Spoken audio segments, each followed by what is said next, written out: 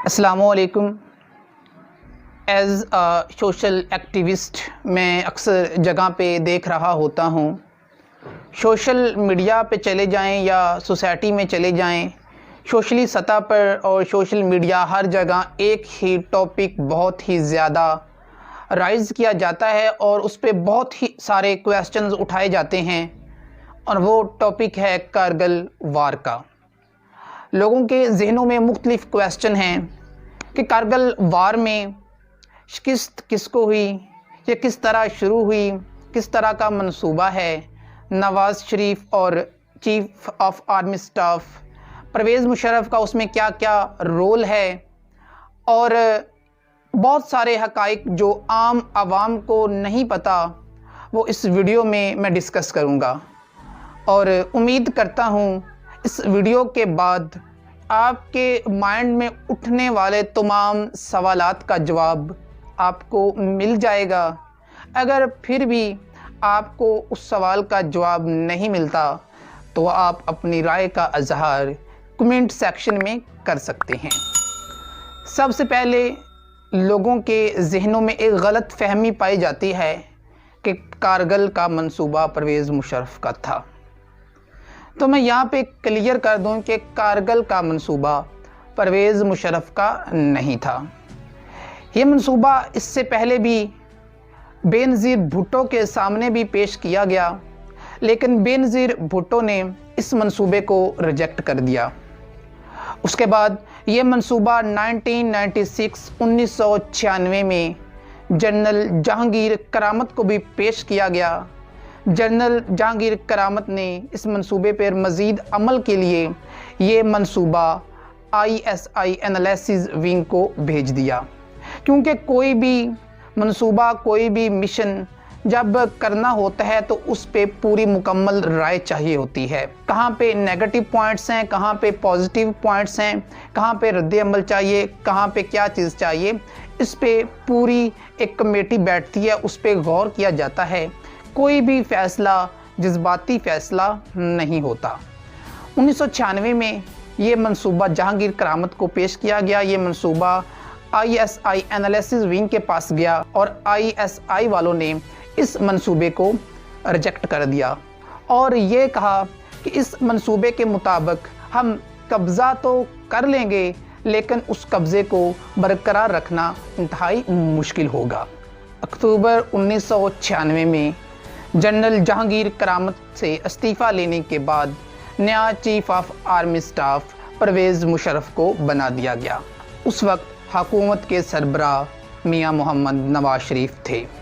یہی سیم منصوبہ پرویز مشرف کے سامنے پیش کیا گیا اور پرویز مشرف کو اس منصوبے پہ مکمل بریفنگ دی گئی۔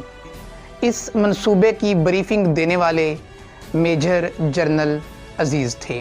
پرویز مشرف کی طرف سے اس منصوبے کو سراہا گیا اور پرویز مشرف نے 3 اور جرنیلز کو ساتھ لے کے اس منصوبے پہ عمل کرنا شروع کر دیا۔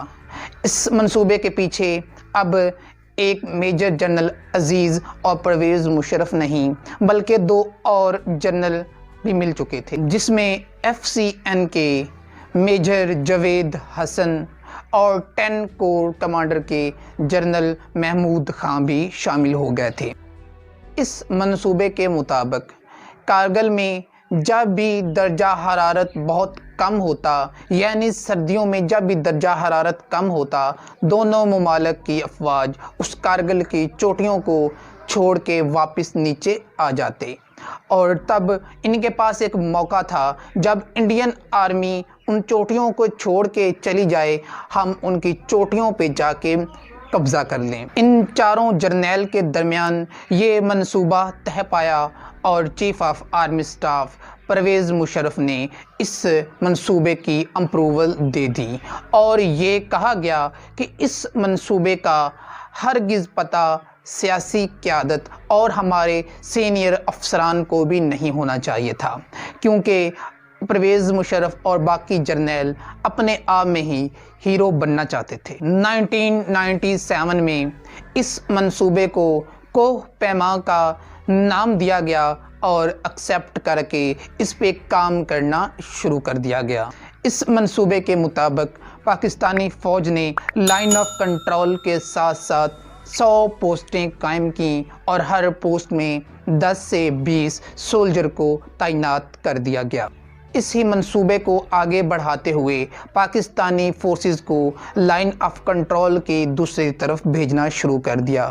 لائن آف کنٹرول کراس کرنے کا مطلب ہوتا ہے کہ کھلی جنگ کرنا۔ جب بھی لائن آف کنٹرول کو کراس کیا جاتا ہے تو دونوں طرف سے حکومتوں سے پرمیشن لی جاتی ہے۔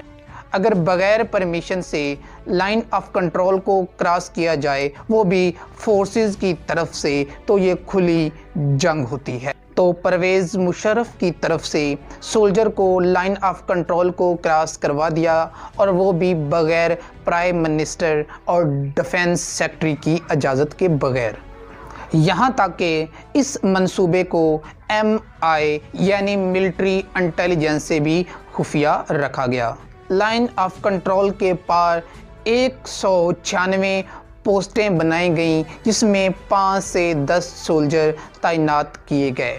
اب 196 پوسٹیں تو بن چکی تھیں لیکن وہاں پہ اسلحہ کو پہنچانا اور خوراک کو پہنچانا خاصا مشکل کام تھا۔ لائن آف کنٹرول کے پار 196 پوسٹیں اور اس میں سولجر تعینات ہو چکے تھے۔ اس کے بعد سب سے بڑا مسئلہ یہ درپیش آ رہا تھا کہ اتنے ہیوی اسلحے کو ہائٹ پہ کیسے لے کے جایا جائے، اتنی ہزاروں من وزنی توپوں کو اوپر لے کے کیسے جایا جائے۔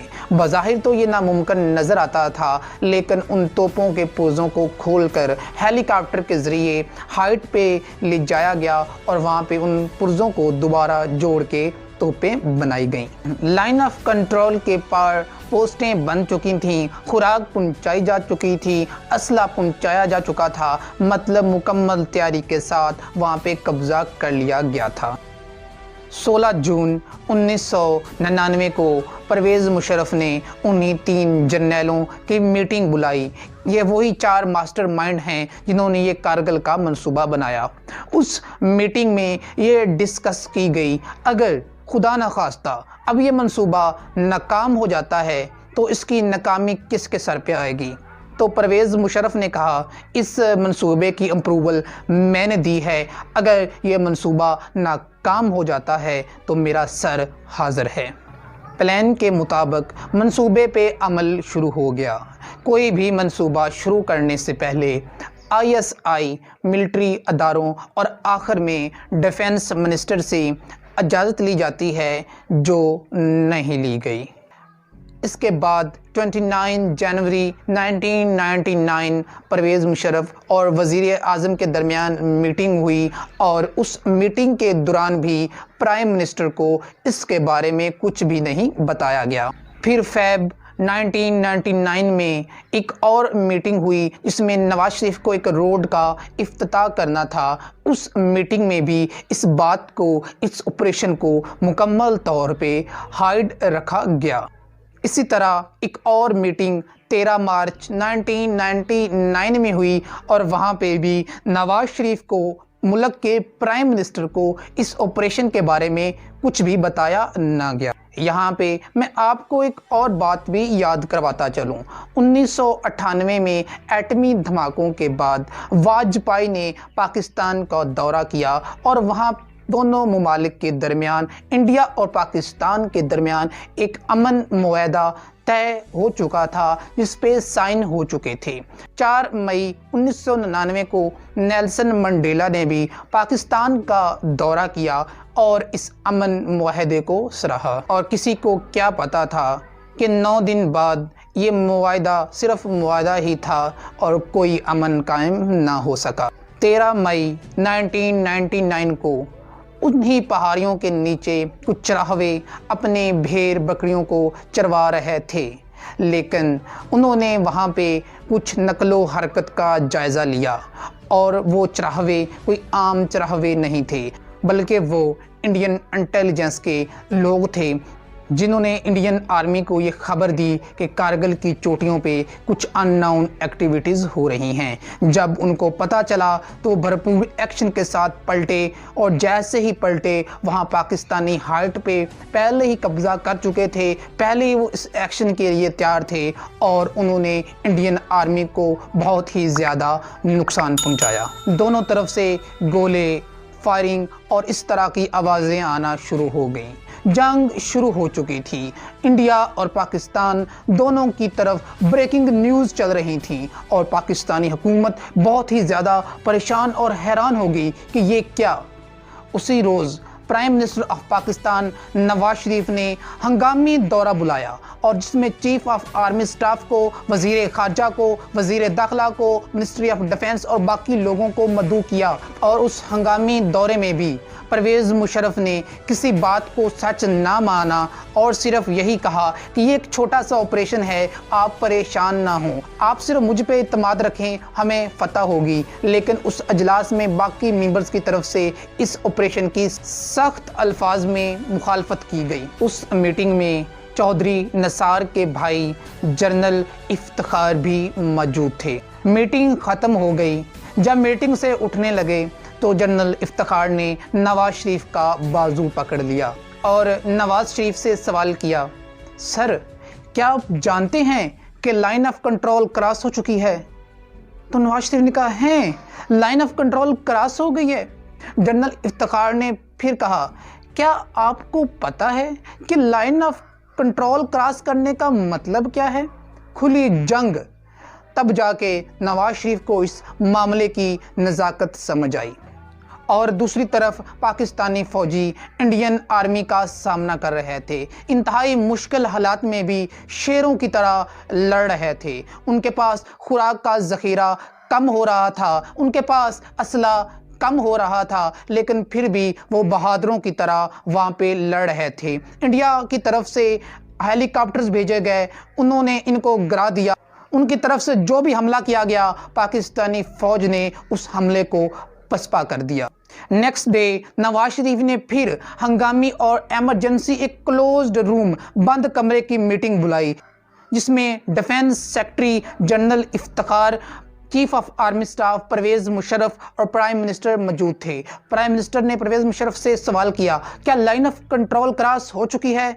तो परवेज़ मुशर्रफ ने कहा, हाँ हो चुकी है। लेकिन तब नवाज शरीफ ने कहा कि आपने ये कदम उठाने से पहले हुकूमत से इजाज़त क्यों नहीं ली? तब भी परवेज़ मुशर्रफ ने यही कहा कि हम फतह वापस लौटेंगे, आप परेशान ना हों।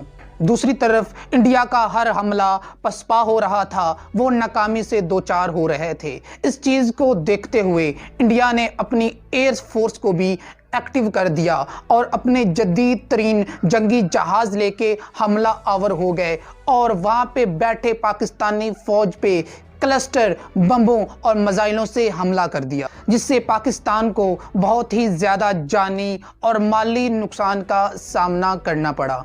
दूसरी तरफ से इंडिया ने अपनी नेवी को भी एक्टिव कर दिया। यहाँ पे पाकिस्तान की नाकामी शुरू हो गई, क्योंकि परवेज़ मुशर्रफ ने जज्बाती तौर पे फ़ैसला तो कर दिया था, लेकिन ऐसा रद्द अमल हरगिज़ नहीं सोचा था और ना ही इससे पहले अपनी फोर्सेस, नेवी और एयर फोर्स को इत्मीद में लिया हुआ था। जंग बड़े पैमाने पे शुरू हो चुकी थी। अब इंडियन एयर फोर्स और नेवी के मुकाबले में पाकिस्तानी एयर फोर्स और पाकिस्तानी नेवी को उतारा जाए, ये बहुत ही मुश्किल फ़ैसला था, क्योंकि बग़ैर तैयारी ये फ़ैसला करना बहुत ही ज़्यादा हार्ड था और अब बहुत ही ज़्यादा देर हो चुकी थी। और दूसरी तरफ लड़ने वाले फ़ौजियों के पास असला ख़त्म हो रहा था और खुराक भी ख़त्म हो रही थी। वो हफ्तों हफ्तों भूखे पेट लड़ रहे थे। और इसी तरह कोई भी जंग शुरू करने से पहले दूसरे मुमालिक के इत्तेहादियों को अपने साथ मिलाना होता है, लेकिन एट द टाइम कोई भी इत्तेहादी इस जंग में कूदना नहीं चाहता था। नवाज शरीफ ने ये जंग अब अपने कंधों पे ले ली थी और परवेज़ मुशर्रफ की गलतियों को देख के अब नवाज शरीफ ने अपने वज़ीर ख़ारजा के थ्रू हंगामी दौरे करवाए कि कोई हमारे साथ खड़ा हो। और इसके बाद नवाज शरीफ ने खुद भी चीन का दौरा किया, लेकिन कोई भी इत्तेहादी पाकिस्तान के ساتھ کھڑا ہونے کو تیار نہیں تھا اور یہاں پہ پاکستان تنہا ہو چکا تھا۔ یہاں تک کہ جون 1999 میں پاکستان کے پاس خوراک، پاکستان کی فوج کے پاس اسلحہ اور پاکستان کی فوج جو وہاں پہ لڑ رہی تھی ان کے پاس مرہم پٹیاں تک ختم ہو گئی تھیں، لیکن پاکستانی فوج کے جوان اب بھی شیروں کی طرح لڑ رہے تھے اور اس منصوبے کے ماسٹر مائنڈ لوگ اب ہاتھ پہ ہاتھ دھرے بیٹھے تھے۔